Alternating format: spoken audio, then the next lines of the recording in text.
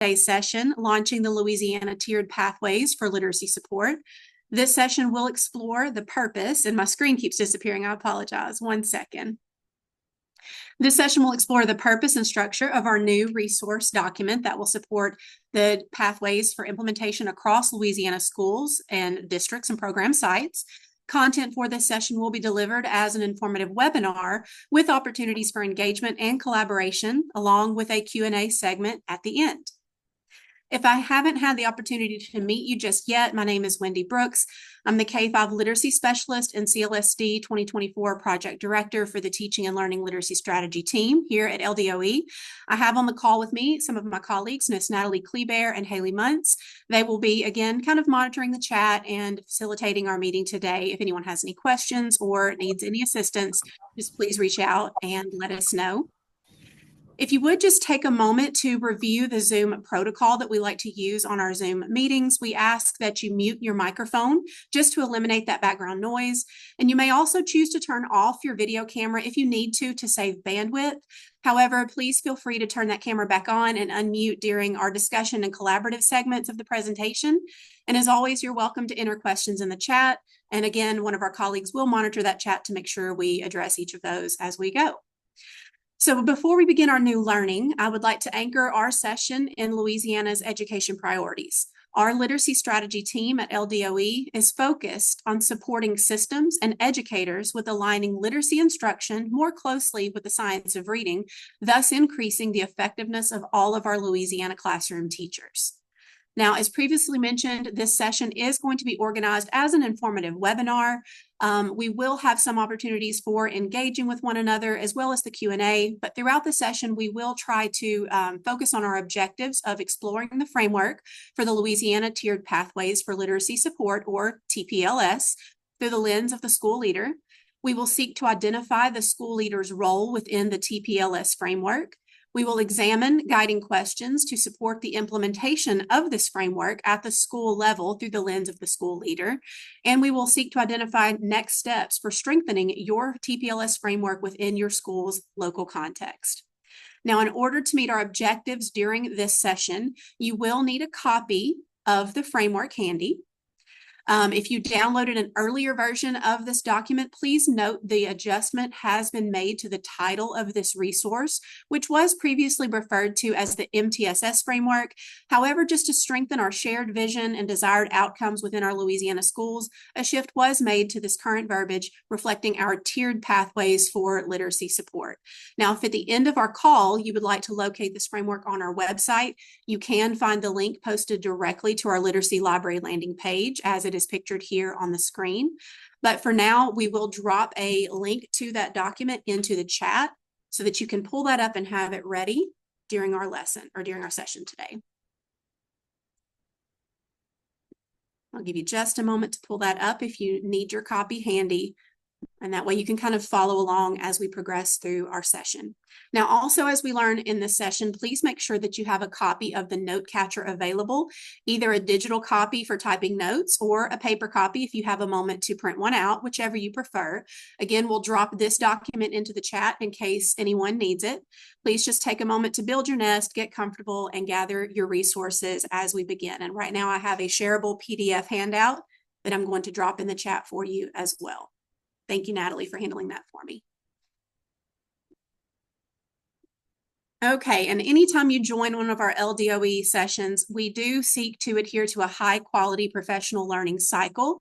This always begins with defining that purpose, receiving new learning, and progressing our way through this cycle, all the way to assessing impact. Now, again, today, because this is more of an informative webinar, we're going to spend a lot of time receiving some new learning, and then we have sessions coming up in the near future that can help us to go all the way through that cycle and make sure that everyone has the support they need with implementing this framework within your schools or simply refining structures that are already in place. So before we can really explore the TPLS framework, we really need to make sure that we have develop some common language and a shared understanding of the purpose of this resource and the meaning of the TPLS. It can be a mouthful.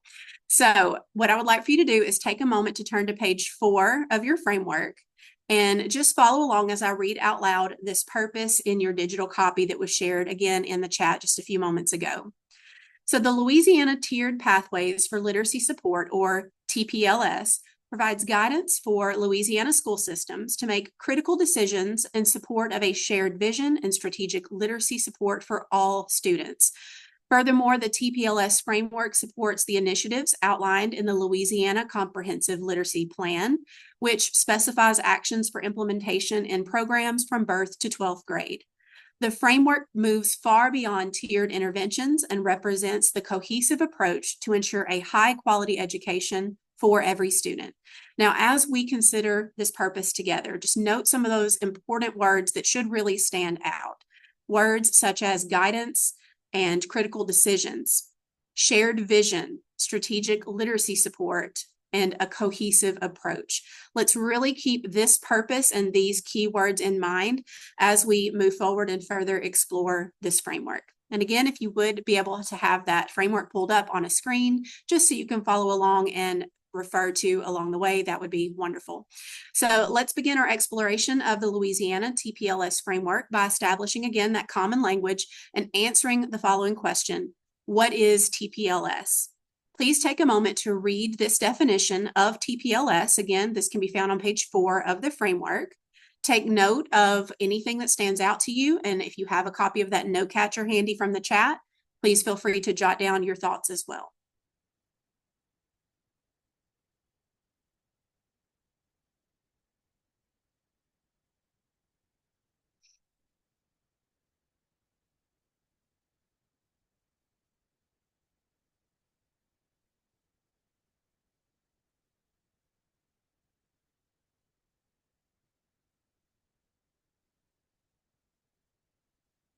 Once you've had a moment to review this purpose and what is TPLS, our definition here, please take note of some keywords that resonated with you from this definition. And if you would just type those keywords in the chat, but don't push enter just yet, we will do a quick little waterfall activity. So what were some keywords that resonated with you as you read this definition? If you would type those in, but don't press enter just yet. When I say waterfall, we'll have everyone push enter and just see what resonated with our group today. Ready? Waterfall. What resonated with you? Right away, data-driven is standing out from the crowd. Very good. Thank you for sharing. High quality instruction. Absolutely. Intervention and instruction for all students. And meeting the needs of our students. That is definitely key. And then I'm also seeing a lot of the other pieces of our definition that stood out to you as well. And so again, just hang on to that purpose and keep this definition in mind as we move forward through today's presentation. And our hope is that your learning and your exploration of this framework would not end today after this 1-hour session, but that this would just be a start to your approach to implementing and refining these structures within each of your schools. Now, when we consider who benefits from a strong system of supports, obviously, first of all, it's our students. Students receive support in the classroom, they receive support in intervention settings, and then their outcomes are accelerated. But teachers and staff are at the heart of this as well. They need support in using those evidence-based practices, the curriculum resources, the assessments, and our teachers and staff need support in the processes and the procedures, the structures that are established within our schools to flexibly meet the standards and the needs of all students. Now let's take a look at some key considerations for TPLS. What does it truly take to develop our students into proficient readers? Our goal is to produce students throughout their K-12 career and really before that in pre-K and beyond, so that they can become literate, that they can become successful, productive citizens. And this includes whether it's following a path of a 4-year college or a community college or so on. Our goal is to produce proficient readers because that is the foundation we know for everything. So aligning our TPLS framework with our literacy initiatives is important for all of these reasons. We have to have really strong, high quality core instruction for all students at that tier 1 level within our classrooms. That is our foundation. Effective literacy instruction is absolutely central to student success. We have to really focus on developing our students into becoming proficient readers, and that requires a lot of coordination, especially with our school leaders and our district leaders. But another key thing that sticks out here for TPLS is that it requires a lot of years and staff. It takes a lot of assessments, instructional tools, and instructional decisions. It's a very complex process. So emphasis on multiple for each of those. And a lot of times I know that we've seen this trend of we adopt a new curriculum, we take a new approach, and we expect it to fix everything very quickly. And if it doesn't seem to work as fast as we hoped in the first couple of years, sometimes we're tempted to drop that and then move on to something else. And so what we know the research shows is that for it to be effective, it simply takes a lot of time and a lot of coordination in order for us to achieve success. Now, this brings us to our visual representation of the Louisiana Tiered Pathways for Literacy Support, or TPLS framework. This can be found on page 8 of that resource document that we shared in the chat. Many of you may notice right away that this visual representation of the framework looks very similar to the traditional RTI framework that you're probably all very familiar with. However, TPLS does encompass so much beyond traditional response to intervention. The TPLS framework provides a universal level of support and prevention. The framework provides increasing levels of strategic intervention and support for all students that focus on problem solving and prevention as early as possible to reduce the need for intervention later on. The tiered system also monitors teaching and learning quality through student performance data, and it aims to support all students in acquiring the skills that are necessary and to avoid academic risk. Now, notice that students receive services at all levels, depending on their identified needs. And we know that research has shown that really strong whole class research-based core instruction using those HQIM materials that should be yielding proficiency for at least 80 to 85% of our students. However, once that strong core is in place, we know that 10 to 15% of our students will still need some Tier 2 intervention and supports, consisting of targeted small group interventions for at-risk students. And then we will also have around 5% of our students who will need individualized and intensive Tier 3 interventions. Just keep in mind that this is a framework and it's only as good as our evidence-based practices, our curriculum resources, the assessments, and all of the other components used within this framework. Some of you, again, may be wondering what makes TPLS different from RTI. Just keep in mind that the goal of RTI, or response to intervention, was providing screening for all students, delivering academic interventions, and then monitoring student progress and using the student response to those interventions as a basis for determining special education eligibility. And we still absolutely incorporate all of that into this framework because RTI is a major part of the TPLS framework, but not the other way around. TPLS is a broader umbrella that encompasses RTI and other components. Also, TPLS starts with all students with that universal tier of core instruction. That's the very first line of defense or intervention for all students. And it encompasses the curriculum, the instruction, the assessments, everything we provide to all students within a given grade level.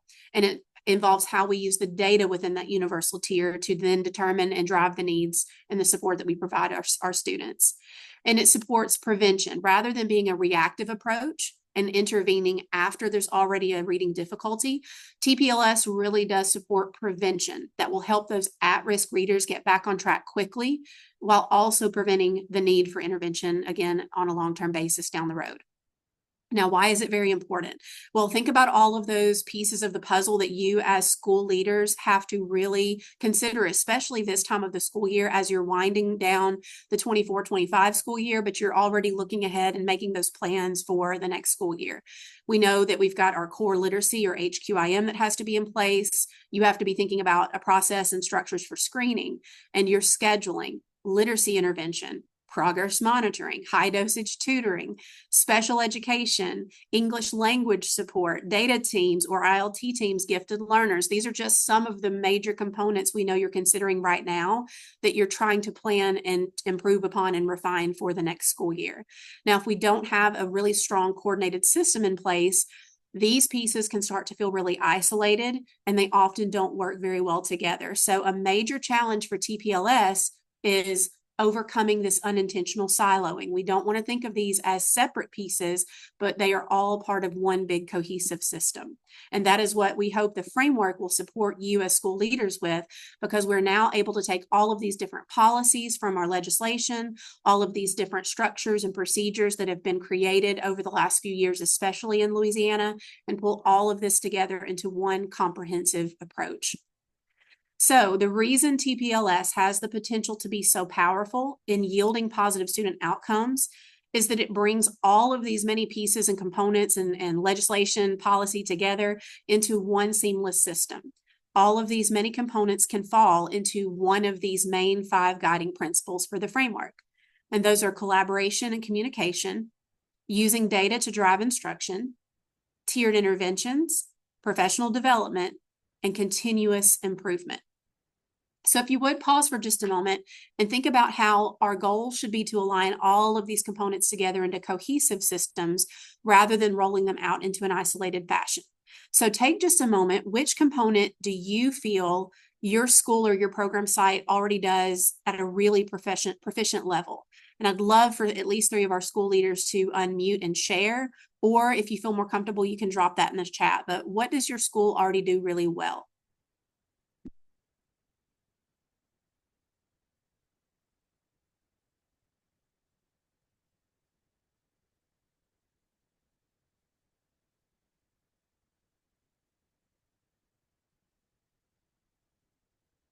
I know we have a lot of people in the room, so if you don't feel comfortable unmuting, that's completely fine, but I'd love for you to drop it in the chat.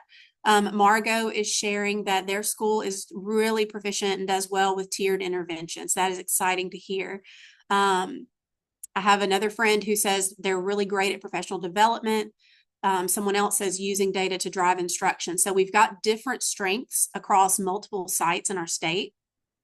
One thing that we're seeing a common thread for a lot of our site visits and a lot of the support that we at the team are providing for schools districts and our school systems is using data to drive that instruction. We've got some really strong structures in place, but how can we start to use all of this wealth of data that's available to then adjust our instruction and provide the exact supports that our students need in order to yield the growth that we're hoping for? So we've got a lot of really good strengths. I'm sure that as you're reviewing this protocol and this framework today, you're also going to be thinking of some components that you know your school needs some support with and needs to improve upon. And that is what we're hoping you'll be able to walk away with today, is an idea of where you want to go next. What are some next steps for you and your school and your system moving forward with this framework? And we are here at the LDOE literacy team to support you with that. So because this system involves a complex system of supports, we know that you as school leaders are looking ahead to the next school year. And as we start to unpack this framework, just consider, do we truly understand the framework and how to implement this in a systematic way that can be both manageable for you as leaders as well as successful? So right off the bat, we know we need to address some of the challenges that you as leaders are always having to face. For one thing, TPLS could be seen as just another thing to do on your list of things to do that's ever growing, instead of being an organizational framework for the things that you already have in place and a system for improving upon those structures that are already in place as well. A lot of times our schools try to move too quickly and to do too much too quickly. And we know that that can be a pattern for yielding a lot of burnout and frustration. And we definitely want to avoid that with our stakeholders and with our staff for sure. Also, another challenge that we need to consider on the front end is that mixed messaging from different departments and different staff can again cause confusion and frustration among our stakeholders. So from the state level here, all the way down to our systems, down to our schools, and down to our individual classrooms, we are really working hard to improve that coherence and make sure that our messaging is cohesive. Another problem that we know many of you are facing right now is that your school or your site simply does not have enough staff who are highly qualified that can develop and deliver professional learning there on site within the literacy components of a tiered literacy support framework. We have schools that have plenty of staff that have already been well trained. We have schools that have staff that need to be trained. And we know that we also are trying to fill positions for the next year as well. So staffing is always going to be something that we will have to address in moving forward with the framework. And again, I've already kind of referenced this phenomenon of unintentional siloing. We don't want to look at this framework as separate individual components, but instead one cohesive system. And it should not feel, like we already talked about, something that's just another thing added to our list. Instead, really focus on developing this mindset for this framework within your staff at your school. The idea that all students can learn if they have the support that's needed. Assessment is critical and it's necessary for us to drive our instruction. The students have to have co-ownership of their achievement, and this framework is a preventative and proactive framework rather than reactive. So we're going to move right along into our tiered pathways. If you would, take a look again at this graphic here, and we're going to hone in for just a moment on tier 1.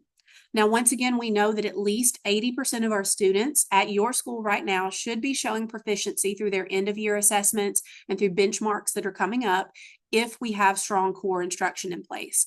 If we're not quite yielding that type of data with this 80 to 85%, then that shows we need some additional work done there at that tier 1 level in the classroom first, and then start addressing some issues for growth within tier 2 and tier 3. So let's look closely first at your tier 1 core instruction. And as we're going through this piece here, just start thinking about your classroom teachers, the walkthroughs that you've done this year, the formal and informal observations that you have done, the work that you've completed through your ILT cycles and teacher collaboration. What are you noticing about your teachers right now and the tier 1 core instruction and support provided at your school? So as you're thinking about that, just consider that it should be delivered by content strong literacy teachers. The tier 1 core needs to be provided for all students, including through small group instruction. Core needs to utilize effective teaching practices and high quality instructional materials. Tier 1 core should prioritize learning targets to address the learning gaps that are identified from your data, and it should be designed to meet those unique needs of all students. Now, I'd like to call your attention to page 15 of the TPLS framework. Here on this page, you will find 2 very critical questions that all school leaders and teachers should really be considering before they make any decisions regarding an increase in level of supports for a student. So if you would take a look at page 15 of that framework and consider, number 1, are the tier 1 instruction and small group support being provided at your schools consistently and strategically by a classroom teacher who has been trained in the effective implementation of the approved HQIM? Now, that one question has a lot of components in there that you'll have to kind of tease out through your ILT and teacher collaboration, especially the piece about your teachers being trained, which we'll get to that in just a few minutes in the presentation. But another question that you as school leaders really need to be considering is, are those curriculum-based measures and the assessments that you're using from your HQIM being used consistently to reflect the effectiveness of the tier 1 core instruction? Again, keep in mind that our data should really be demonstrating at least 80% student mastery if we have strong core. If we don't see that 80% or above, we know we have some additional work that we can do with it together in that tier 1 setting. Now, here's something else that I want you to think about as well, school leaders. Research has shown that the average teacher has received only about, 1 day I apologize, has only received about 1 day of professional development tailored to their curriculum that they are using. So a lot of times we may provide that initial training for a new curriculum. They may get the launch session. Sometimes it can be 2 or 3 days. And then they may have a coaching session sprinkled throughout the year. But we know that beyond that first year of rolling out, a lot of times our teachers are not receiving enough PD and professional learning around their core HQIM. So now let's take a moment to look at tier 2. In tier 2, we know that about 10 to 15% of our students, despite having strong core structure and core instruction in place, they are still going to need this additional support at the tier 2 level through targeted small group intervention for those at-risk students. So on pages 16 through 18 of the TPLS framework, please take a moment to review some of these bulleted items that our school leaders should be considering, and just take a moment to reflect on what the status of your tier 2 support is at your school currently.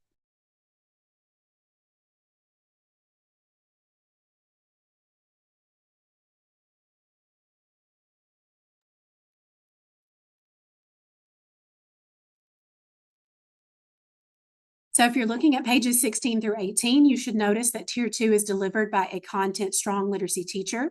It should be providing a second layer of targeted instruction and support through your HQIM. And really, you're just using those Tier 1 HQIM materials, but you're adding additional modeling, additional opportunities for guided practice, immediate feedback, all of these extra levels of scaffolding and support that can really provide just what that student needs to reach grade level proficiency. It should be providing increased opportunities for more modeling, more interactions, incorporates flexible grouping 3 to 5 times per week for approximately 20 to 40 minutes. And we had a question about this from system leaders on the last call, that this can include your HDT structure for high dosage tutoring. We want to make sure that all of our students are receiving the tiered interventions that the data shows they need, but HDT or high dosage tutoring can provide that shorter, more intense support for students. That minimum is that 10-week mark. It has to be 4 students or less. We could do a whole another session on high dosage tutoring, but just know that your scheduling, when you're thinking about where to place high dosage tutoring, it can be embedded within that intervention block where you're providing support for these Tier 2 students.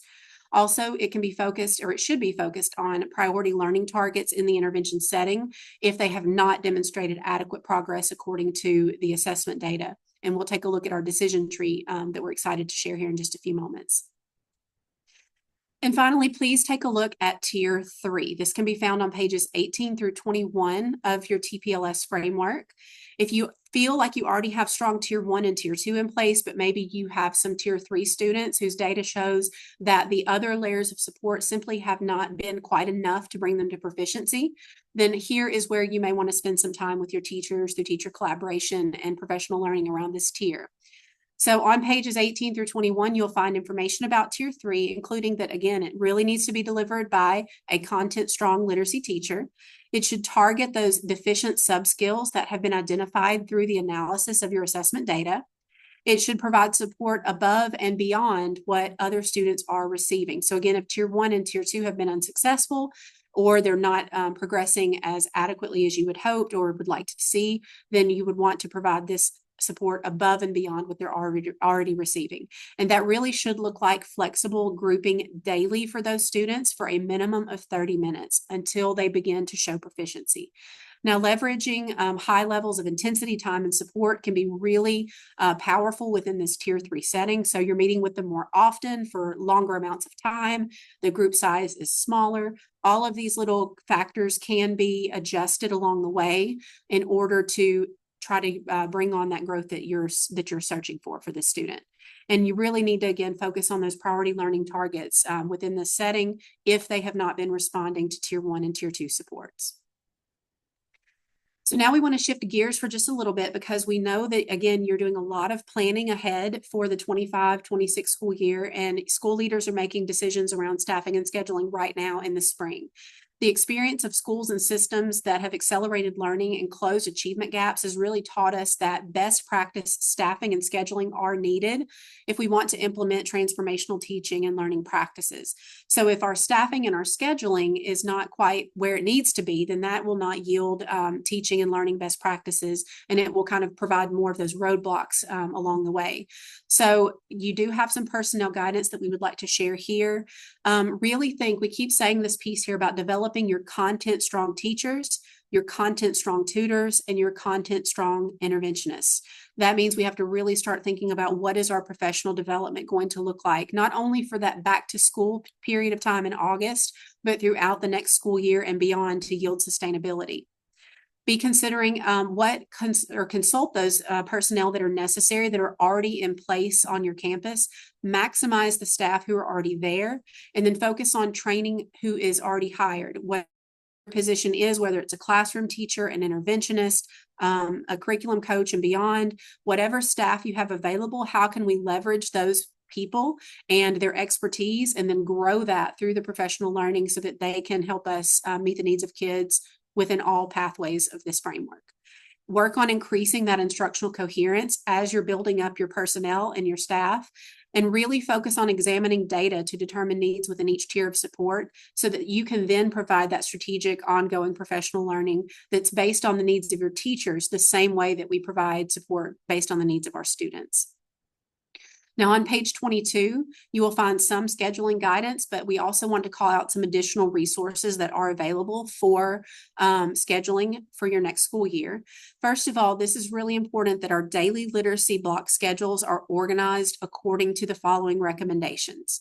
So if you are a school leader in grades K through 2, we really need to aim for approximately 60 minutes of those foundational reading skills for instruction, 60 minutes of a knowledge building reading instruction or curriculum, and 30 minutes of extra time at a minimum for extra learning and extension. So again, that is where the teacher would be providing some small group support for those students at that tier 1 level. In grades 3 through 5, approximately 60 minutes of knowledge building reading instruction needs to be provided for those students, plus 30 minutes of extra learning time and extension. And then in grades 6 through 8 and 9 through 12, ideally, we would ask for a minimum of 60 minutes of core instruction, plus 30 minutes of extra learning time and extension for the students who, based on their assessment data. Now, we know, again, the scheduling is really tricky for school leaders as they're preparing for the next school year. So please refer to the staffing and scheduling guidance from LDOE that just came out this past December. We have guides at the elementary, middle, and high school level. Each of these guidance documents for these grade bands includes multiple sample schedules to accommodate a really wide variety of instructional configurations. Now, within each of these guidance documents, you'll need to locate this embedded link that leads to a school schedule catalog for each grade band, as you can see here pictured on this slide. Now, these links are embedded within the PDF version of the slides that will drop in at the end of the chat as well, so you can have these for very quick reference. Now, when we click on one of these links within this scheduling guidance and we take ourselves to the school schedule catalog, it will look something like this. Right here, for example, is the grade 9 through 12 full school schedule samples. And if you notice the tabs at the bottom of the screen on this Excel document, you can toggle over to different examples for different schedules. So based on how many hours you have at your school each day, how many minutes, how many blocks, if you have a block schedule and so forth, 9-12 especially, this is a really good resource for you to take a look at. So you can start looking at some flexible ways to incorporate instructional minutes for all levels of our tiered pathways. Here again is an example of a 9-12 schedule. This one is organized by 6 60-minute academic periods. It does include 2 non-core periods where you can incorporate that intervention and time for extra learning, as well as a staggered 30-minute lunch period and an additional 30-minute segment for school system choice. So again, we really highly encourage our school leaders, especially to work with your district or system leaders to start exploring these resources for scheduling so that as you're considering the TPLS framework and how you can really provide enough instructional minutes to accommodate the needs of all your students, these resources can be really helpful for you in that process. So because of time, I'm kind of watching where we're at here. I want you to take just a moment to carefully consider whether your scheduling and staffing at your school right now support the implementation and refinement of the TPLS framework at each of these tiers. And on your note catcher, again, that was dropped into the chat previously. Just take a moment to capture some of your thinking around whether or not each of your sites within your district or your school specifically, does your school have the necessary personnel to serve students across the tiers? Do the current structures within your school or your district allow adequate instructional time within all of our settings, tiers 1, 2, and 3? And what adjustments could be made to your current structures to really help maximize personnel and instructional time? So again, I'll just give you a moment to pause and kind of review what we've looked at so far. And we encourage you to use your note catcher to capture your thinking for planning and next steps.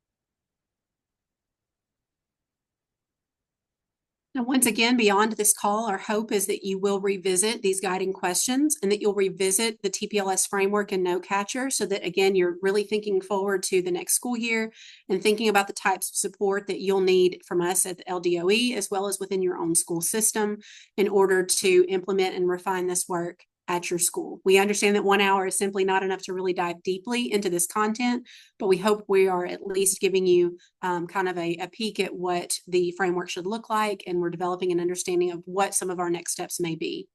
Now, at this time as well, we know that you're also considering the materials that your teachers need in order to implement Tier 1 core instruction within the classroom, but as well as the Tier 2 and Tier 3 settings and high dosage tutoring and extended learning.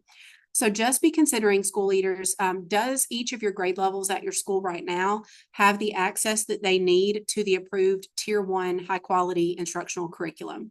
Are those materials being leveraged across all tiers of support? Again, we want to focus our classroom instruction at grade level proficiency and grade level standards, which is why we have this Tier 1 curriculum. But that same curriculum can also be leveraged within Tier 2 with additional scaffolding and support. And you can even sometimes bring that up into Tier 3 in some situations to support a Tier 3 student, again, with scaffolding. And I'm really thinking a lot about our middle school and high school students who need that foundational reading instruction still to kind of fill some of those gaps, but they also need to be able to access their grade level content. So how can we leverage that Tier 1 curriculum across all of our tiers? Really be thinking about your comprehensive assessment system. We're working on creating some resources now to assist schools with auditing the assessments they use and the purpose of each one, and whether or not we can really leverage and maximize those assessments to drive our instruction on a daily basis. And I know a lot of you put into the chat that is something that you're seeking to improve upon, is really using your data to drive your instruction. Leveraging those instructional materials, again, across all tiers. And please also consider grades 3 through 12. We have those approved interventions that need to be used at that Tier 3 level. There is not an approved list below grades 3 through 12 for the Tier 3 intervention setting. And again, that's why, especially in K2, we look at using and leveraging our Tier 1 materials to support those pathways for learning as well. Now, for professional learning, this piece here, time on, but we just want you to start really thinking about how, in order for this complex system of assessment and instruction and intervention, all of these components, in order for them to work seamlessly and coherently across this framework, it is so critical that all of our stakeholders and personnel are actively participating in ongoing embedded professional learning, not just that couple of days at the start of a new school year, but throughout the school year. So be thinking about some of the options for professional learning that could really begin to build the capacity even more of the teachers and leaders at your school. So as leaders yourselves, we know that you cannot necessarily master every single curriculum and every single content area, especially for some of our schools that have multiple grade bands housed within them. But however, we do know that our school leaders need to be able to walk into a classroom and know the structures for that curriculum and recognize what does good practice look like within that curriculum and those grade level standards. So really think about, what training do you as a school leader need to refine first in order to then build that learning and that capacity among your teachers as well. And really, at you as a school leader, where would you like to improve upon when it comes to using your data to drive instruction and collaboration and communication among your staff and with your families?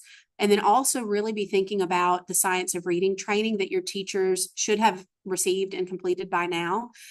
We have teachers in our state who completed the training, but we've also seen a lot of feedback from the field that they're not necessarily transferring that learning into the classroom through their curriculum just yet. So just be asking yourselves, have you as school leaders really supported your teachers with enough opportunities for professional learning to strengthen their knowledge? And if you need support with that professional learning plan, our LDOE literacy strategy team is here to help you with that as well. The structures that we know we need in place to make this happen, to make sure that our teachers are receiving professional learning. You can find information for this on pages 22 through 24 of the framework. Here you can find information about the instructional leadership teams, teacher collaboration. Also consider that curriculum training needs to be coming from your approved PL providers. We've included a link there within the document and the slides. and just be thinking about ways in which you can use professional learning to drive the classroom learning walks that you do, the walkthroughs and those feedback loops, and how that is then driving the work that you're doing within your ILTs. So once you have that district ILT focus, how is that connected to your school ILT? And then how is that being shared out with your teachers through teacher collaboration? So lots of information really fast and really furious. We understand that this is a lot to take in, but we can't get off the call without addressing how we use data to drive instruction. So not only will your teachers need to support with building content and curriculum knowledge to support that healthy core, but they're also going to need a lot of support with making those really strong database decisions within their instruction for their students. So we've included within the TPLS framework some information about database decision making and what that should look like, from providing your Tier 1 high quality core instruction to all students, to making those strategic decisions based on the assessment data, performing those site level and classroom walkthroughs, and making sure your PL and professional development are supporting that Tier 1 core, and making database decisions for all staff and all support staff as well. So these district and school-wide trends that you're identifying as areas of need through this database decision-making can then be communicated with your district leaders and system leaders so that they can support you as well. So we would encourage you to maintain that open communication with those district leaders through what you need as a school leader for database decision-making. Now, this we are really excited to share with you. On page 13, you will see kind of a preview and introduction to the Louisiana TPLS decision trees. This is a bank of decision trees that our team has created through the lens of our framework. And it's essentially just a visual representation of some decisions that you can support teachers with making based on data in order to yield student outcomes. One version has been tailored to address database decisions in the K-3 setting, especially through the lens of DIBEL screening. And then there is a second version that addresses the 412 setting. This is just a tool that we've created to help educators evaluate the results of the decisions they're making, to identify some optimal pathways and assess the potential risks along the way, and to analyze data and deliver individualized academic and non-academic interventions. So it is just, again, a tool that we hope you will start to explore, and it can really help you as school leaders to refine your practice and support teachers with evaluating their assessment data and then making decisions within the tiered pathways. So for example, here is a sneak peek of the K-3 decision tree. We know, again, because of time, we can't delve very deeply into this. We do have sessions planned in the near future that will provide some practice and implications for use of this tree. But this initial page here that you see for K-3 can be found in the appendix of the TPLS. And it is just a starting point for educators to use once that universal screener data has been gathered. Now, once you've placed a student within one of the tiers and you kind of know the type or level of support that's needed, then you can go to the tiered pathway or decision tree for that student. So for example, here is a tier 2 progress monitoring decision tree for a K-3 student. This tool can be used by the data team to continuously revisit the student's progress over time. You're consistently posing questions along the way and using the tree just as a guide to determine whether the interventions being provided are effective or if changes need to be made. And this tree can help support this continuous feedback loop that can be used to drive the decision-making process. Again, that can be found in the appendix. And here is a snapshot of the decision tree for grades 4-12.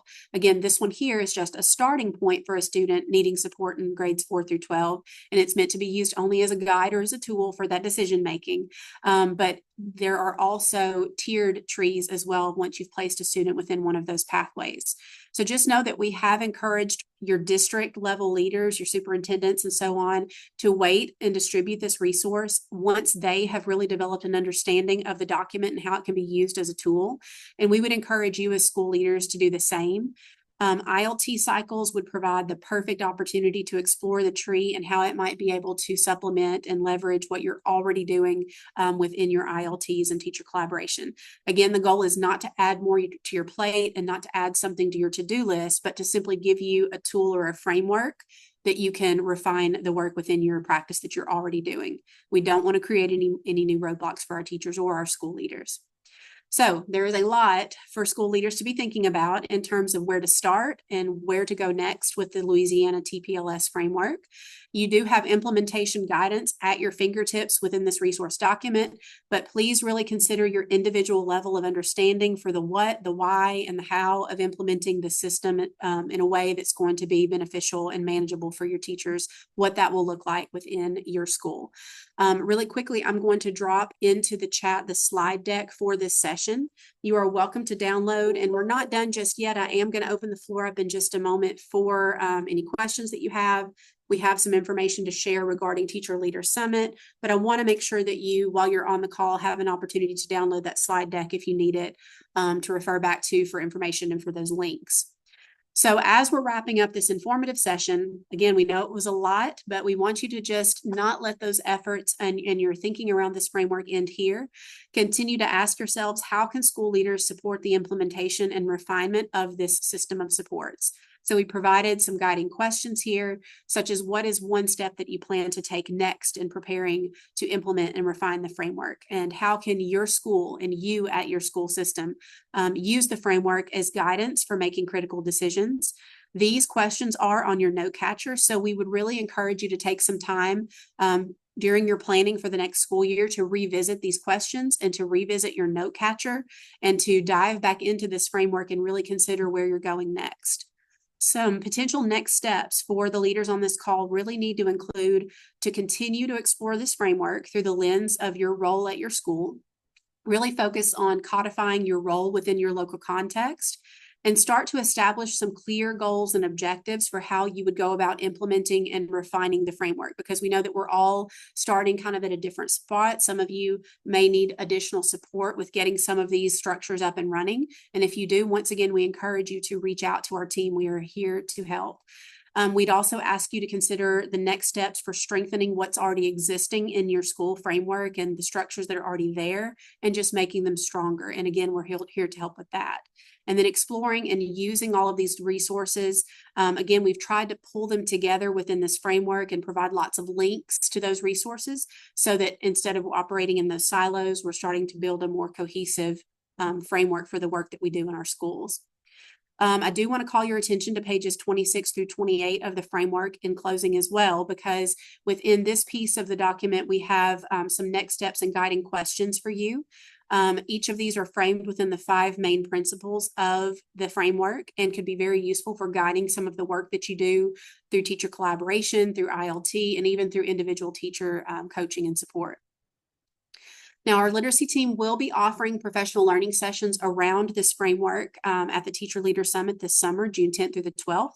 These sessions will explore the framework and provide implementation guidance through the lens of the system leader, the school leader, and the classroom teacher. And we do hope to see you there.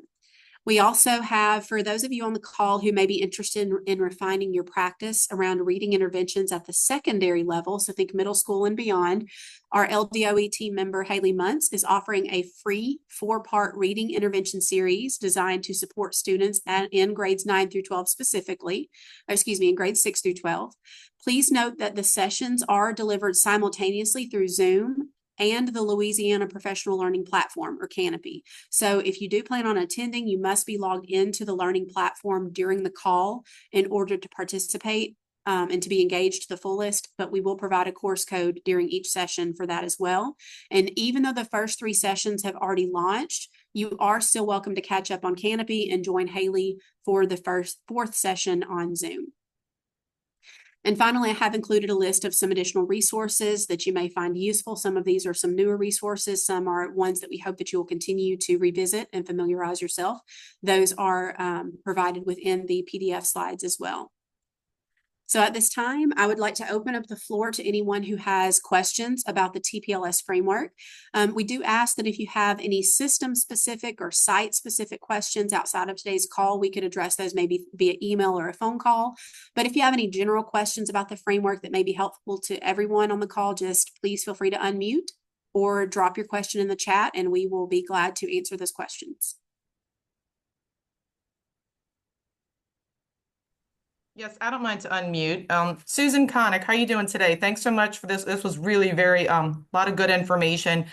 I'm just wondering in studying this, what's the LDOE's perspective right now? We have materials that we're supposed to cover, right? We create pacing maps that we get through the standards within a certain amount of time. Mhm. And that's always just a really tough balance between our tiered system of supports and making sure our kids that are getting that support aren't falling too far behind. What's your stance right now on helping us to be able to bridge that gap to not keep them away from tier one, but connect them to tier one with supporting the skills they need? Yeah, Susan, thank you for bringing that up because you're touching on something that we do call out in the framework itself, and that is we never want to pull students from tier one core instruction in order to be serviced in tier two or tier three or high dosage tutoring. And Natalie may have some additional input on this, but definitely something as simple but not so simple as scheduling can be the key to that because we have to make sure our personnel is in place, those instructional minutes are available, and we would also advocate for not pulling students from core because if we do, they're going to fall further behind regardless of the tier two or tier three supports that they're receiving. And that framework we have kind of collapses on itself if they're not receiving that tier one grade level instruction. So Natalie, do you have anything to add to that as far as our stance on that? Just as an addition, and Susan, I've gotten to even talk with you at conferences and stuff. I know you have a lot of knowledge around the literacy landscape. I think one of the biggest things is just ensuring that we have the minutes, as many minutes that can be carved out as possible. And so I'm like just thinking about like the K2 realm, the 60 minutes of skills and the 60 minutes of knowledge. Typically our knowledge lessons take close to that, like close to 45-ish. So you should have small group time within that 120 minutes to cover all the units and then still have a 30 minutes to catch those other students up. It's really in the 3 through 8 and 9 through 12 realm where I think like the sweet spot is if you could squeeze out a 90-minute ELA block. I know that's not possible everywhere. And just like guidebooks is most widely used in 3-8 across the state. They tell you it takes 45 to 50 minutes. I'm gonna be honest, just teaching like very diverse student populations, it's gonna take me a minimum of 60 to 70 minutes to teach that lesson to meet all the needs of the students in the room. So I just think like being creative around prioritizing those core minutes to the content areas that require it, I think is the sweet spot and just really the key to making that happen and having that 30-minute flex period when it's needed for intervention or extension based on the student need. Thank you all so much. Absolutely. And then to add to that, that really connects to the importance of professional learning and growing the capacity of our teachers, because when the students are in that tier one setting, do they have the knowledge and the skills to not modify, not change the curriculum, but provide the scaffolding and support that those students need to access that grade level curriculum while they're in the classroom? And that's where that small group can become really beneficial at middle school and high school level as well.